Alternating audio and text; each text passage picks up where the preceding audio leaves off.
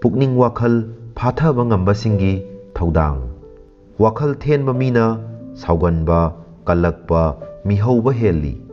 ꯑꯩꯈꯣꯏ ꯇꯥꯏꯕꯪ ꯃꯤꯑꯣꯏꯕꯒꯤ ꯄꯨꯛꯅꯤꯡ ꯋꯥꯈꯜ ꯍꯥꯏꯕꯁꯤ ꯃꯇꯝꯒꯤ ꯃꯇꯨꯡ ꯏꯟꯅ ꯑꯃꯁꯨꯡ ꯃꯤꯑꯣꯏꯕ ꯐꯨꯔꯨꯞ ꯀꯥꯡꯂꯨꯞ ꯑꯁꯤꯅ ꯅꯣꯡꯃ ꯅꯣꯡꯃꯒꯤ ꯆꯥꯎꯈꯠꯄꯒꯤ ꯂꯝꯕꯤꯗ ꯈꯣꯡ ꯊꯥꯡꯖꯤꯜꯂꯛꯄꯒ ꯃꯔꯤ ꯂꯩꯅꯅ ꯃꯤꯑꯣꯏꯕꯒꯤ ꯄꯨꯛꯅꯤꯡ ꯋꯥꯈꯜ ꯍꯥꯏꯕꯁꯤ ꯉꯁꯤꯗꯤ ꯌꯥꯝꯅ ꯃꯔꯨꯑꯣꯏꯕ ꯑꯃ ꯑꯣꯏꯔꯛꯂꯦ ꯃꯥꯂꯦꯝ ꯇꯥꯏꯕꯪꯄꯥꯜ ꯂꯩꯀꯣꯏꯄꯨꯡ ꯑꯁꯤꯗ ꯎꯔꯤꯕ ꯄꯣꯠ ꯇꯥꯔꯤꯕ ꯈꯣꯟꯖꯦꯜ ꯃꯅꯝ ꯃꯍꯥ ꯑꯔꯪ ꯑꯔꯥꯛꯁꯤꯡ ꯌꯥꯎꯅ ꯁꯔꯨꯛ ꯆꯥꯝꯃꯒꯤ ꯃꯅꯨꯡꯗ ꯍꯨꯝꯐꯨꯔꯣꯝꯗꯤ ꯑꯩꯈꯣꯏ ꯃꯤꯑꯣꯏꯕꯒꯤ ꯈꯨꯠ ꯆꯪꯗꯕ ꯌꯥꯁꯤꯜꯂꯛꯇꯔꯦ ꯍꯥꯏꯕ ꯌꯥꯏ ꯃꯍꯧꯁꯥꯒꯤ ꯑꯣꯏꯕ ꯃꯁꯛ ꯃꯆꯨ ꯁꯑꯣꯡ ꯁꯥꯗꯥ ꯃꯑꯣꯡ ꯃꯇꯧ ꯑꯌꯥꯝꯕ ꯆꯍꯤ ꯑꯃꯗꯒꯤ ꯆꯍꯤ ꯑꯃꯒꯤ ꯃꯅꯨꯡꯗ ꯑꯁꯨꯛꯀꯤ ꯃꯇꯤꯛ ꯍꯣꯡꯏ ꯑꯃꯗꯤ ꯃꯍꯧꯁꯥꯒꯤ ꯁꯛꯇꯝꯁꯤꯡꯗ ꯃꯤꯠꯅ ꯎꯕ ꯑꯃꯁꯨꯡ ꯎꯗꯕꯁꯤꯡꯗ ꯑꯁꯨꯛꯀꯤ ꯃꯇꯤꯛ ꯁꯥꯊꯤꯅ ꯑꯍꯣꯡꯕ ꯄꯤ ꯄꯨꯝꯅꯃꯛꯁꯤꯡ ꯑꯁꯤ ꯀꯔꯤ ꯀꯔꯝꯅ ꯑꯣꯏꯔꯛꯈꯤꯕꯅꯣ ꯅꯠꯇ꯭ꯔꯒ ꯊꯣꯛꯍꯜꯂꯛꯈꯤꯕꯅꯣ ꯍꯥꯏꯕ ꯇꯥꯔꯒꯗꯤ ꯀꯜꯂꯛꯄ ꯃꯤꯍꯧꯕ ꯀꯔꯥꯝꯕ ꯑꯍꯦꯟꯕ ꯄꯥꯝꯕ ꯁꯛꯂꯣꯟ ꯑꯃꯁꯨꯡ ꯆꯥꯡꯌꯦꯡꯁꯤꯡ ꯌꯦꯡꯅꯤꯡꯂꯛꯄ ꯑꯃꯁꯨꯡ ꯈꯪꯅꯤꯡꯂꯛꯄꯗꯒꯤꯅꯤ ꯍꯥꯏꯕ ꯇꯥꯏ ꯃꯔꯝ ꯑꯗꯨꯅ ꯑꯩꯈꯣই ꯃꯤꯑꯣꯏꯕꯒꯤ ꯄꯨꯛꯅꯤꯡ ꯋꯥꯈꯜ ꯅꯠꯇ꯭ꯔꯒ ꯋꯥꯈꯜ ꯈꯟꯊꯕ ꯍꯥꯏꯕꯁꯤ ꯃꯤꯑꯣꯏꯕ ꯐꯨꯔꯨꯞꯅ ꯆꯥꯎꯈꯠꯄꯒꯤ ꯊꯥꯛ ꯂꯦꯞꯇꯅ ꯍꯦꯟꯒꯠꯂꯛꯄꯒꯤ ꯃꯇꯨꯡ ꯏꯟꯅ ꯄꯨꯛꯅꯤꯡ ꯋꯥꯈꯜꯒꯤ ꯃꯔꯝꯗ ꯍꯦꯟꯅ ꯅꯩꯅꯕ ꯊꯤꯖꯤꯟꯕ ꯋꯥꯈꯜ ꯇꯥꯃꯤꯟꯅꯕ ꯃꯊꯧ ꯇꯥꯔꯛꯂꯦ ꯑꯩꯈꯣই ꯃꯤꯑꯣꯏꯕꯒꯤ ꯄꯨꯟꯁꯤꯗ ꯃꯤꯒꯤ ꯆꯍꯤꯒꯤ ꯃꯇꯨꯡ ꯏꯟꯅ ꯑꯌꯥꯝꯕ ꯋꯥꯈꯜ ꯈꯜꯂꯤ ꯊꯕꯛ ꯇꯧꯕ ꯃꯇꯝꯗꯁꯨ ꯅꯍꯥꯒꯤ ꯑꯍꯜꯒꯤ ꯅꯠꯇ꯭ꯔꯒ ꯑꯁꯣꯟ ꯑꯅꯥꯒꯤ ꯅꯨꯄꯤ ꯑꯉꯥꯡꯒꯤ ꯍꯥꯏꯗꯨꯅ ꯃꯥꯒꯤ ꯊꯥꯛ ꯑꯃꯁꯨꯡ ꯆꯍꯤꯒꯤ ꯃꯇꯨꯡ ꯏꯟꯅ ꯂꯩꯅꯔꯤ ꯆꯍꯤ 50 ꯍꯦꯜꯂꯕ नुपा अमना तौगदबा थबक अमगा चही 15गी नुपा मचा पाखंग अमना तौगदबा थबक खक मानबा यारोय अहल लमना हाइबिरंबा वाहिदा नथक थोंबसिंगबु थाक्सी खाक्सी ngakna इकाई खुमनगदबनी हाइबा वाफम अमा लैरमलिबसी अइखोय मितै मैतै खकी नत्ते कांगलुक खुदिमकी ओइरबा लाइवा ओलबा वाहैनी ngasidi kana kanaगुमसिंगना चही यामलबा अहलसिंगदा हाइबदी चही 50 गी मथक्ता लैरबा नत्रगा हुमफु हुमद्रा हेलबसिंगदा हे अहल मसी अहल असि कारण ताखरे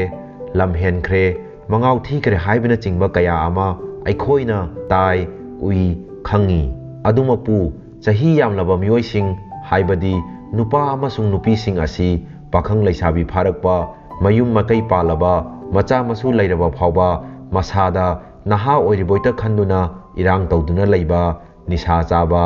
ज्वार सानबा नुपी नहादा ngausinba नुपा नहा उबा यादबा असुमना मखल कया अमगी मियोइसिंग खुनाई असिदा मसिंग वातना लैरी वखलोन असिदा उंगदुना ताउदुना लैबा नुपा नत्रगा नुपी मखलसिंग असिदी पुंसीदा माइ पाकना मिंगचत लैना हिंगबा हाइबदु खक ओइथोकलोय खल्ली पुमनमक असि अफबा खुदम नते इमुंग मनुंग मैसा लांगबा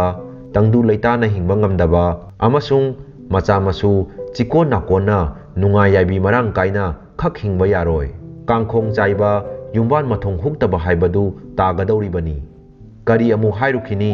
अइखोइगी लमदम पिखरबा चिंगलै पाक लमदम असिदा ताहैदबा पाव उहैदबा थौदोकसिंग लेप्पा लैतना तारकलिबा अमसुंग उरकलिबा कयासिंगी मनुंगदा मपाना मचागी इकाइखुमनबा मांगहनबा मकुबोकना ममौगी इकाइखुमनबा मांगहनबा अमसुंग मबुंग मखुरा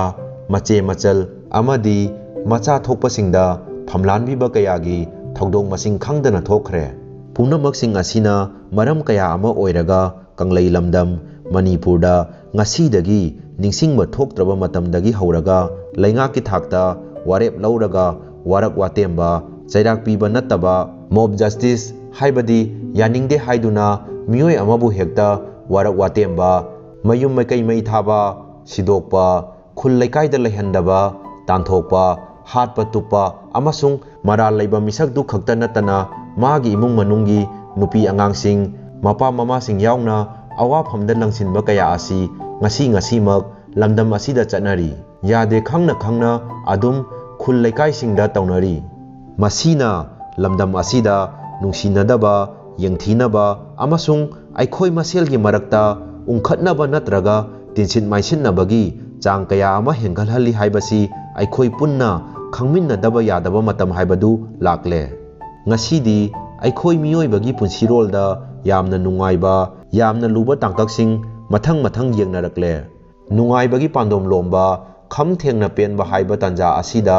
अवाबा तुरई इरई चेनबा थबक तौबदा मसिन कादबा हाइबदु हेक हेक मायोकनै अदुमक अइखोय मालेम लैकोय पुंग असिदा लैरिबा अमदि हिंगलिबा मियोयसिंगदा चप चाना थोकलिबनी मियोयबना मियोयबगी नुंगाइनबा चाखोटनबा सिल्ली अमसुंग मियोयबनसु मियोयबगी वानबा सिल्ली अइखोय अइखोयगी थवाई हक्चांगसिंग अनि असिना पुन्ना हेक लैरिबा मखै ताइबंगपानदा लैरिबा अवा नुंगाइ अमसुंग अफबदसिंग असिगी मरेक महाउसिंग चप चाना खंगबा ngamgadoribani मियोयबना मियोयबगी याइफनबा नुंगाइनबा चाखोटनबा सरुक लिसिंग लिसिंग सेमलबसु नाकल अमरोमदा अमुक मियोयबा मसेलगी मरक्ता हिंगलिबा मियोय कांगलुप फुरुप खरगी मरक्तगी खरना अमुक मखोय मसागी पुकनिंग वाखल अदुना फत्तबसिंगबु अफबनी खल्लगा मियोय कयागी पुंसिसिंगदा सिंगनरकपा नत्रगा अवा अना मिसी मिना नंगनबा थोहल्लकपना ताइबंगपाल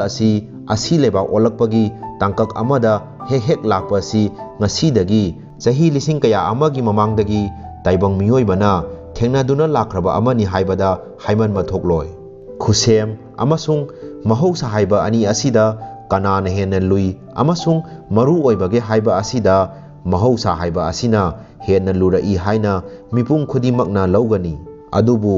चाखोलकपगी मतुंग इना ngasiदी खुसेम हाइबसी अइखोय मियोयबगा तना थाना याद्रबा यामना मरु ओइबा सरुक अमा ओइरकले महौसाना थवाई ओइरगा खुसेमना हक्चांग ओइरगा हिंगदबा यादबगी मतम अमा हाइबदु ओइरकले असिगुमलबा मतम असिदनी अइखोय अइखोयगी पुंगनिंग वाखल फाथबा तारकलिबसी अमरोमदना वाखल थेनबा मीना सावगनबा कलक मिहौ चावबा हेलक्तुना अइखोय मसेल हेक हेक उन्नबा याद्रिबसी ngasiगीदी मतंग स्वाइदो लोसिनजरगे करिगुंबा वाखल लौसिंग YouTube चैनल असिबु ngasiना अहानबा ताबीबो ओइबिरबदी वाखल लौसिंग YouTube चैनल असिबु सब्सक्राइब तौसिनबियु लोइनना बेल आइकॉन सु ऑल द थंबियु मरमदी मथंगी वीडियो थागलप मतमदा नोटिफिकेशन लाकनबगी दमक वाखल लौसिंग YouTube चैनल असिबु सपोर्ट तौबिबो ओइना सोमगी इमुंग मनुंग अमदी मरुक मपांगसिंगदा शेयर तौबियु करिगुंबा सोमना सेमनिंगबा टॉपिक लेरबसु कमेंट सेक्शन दा कमेंट ओइना फोंदोकपिरउ।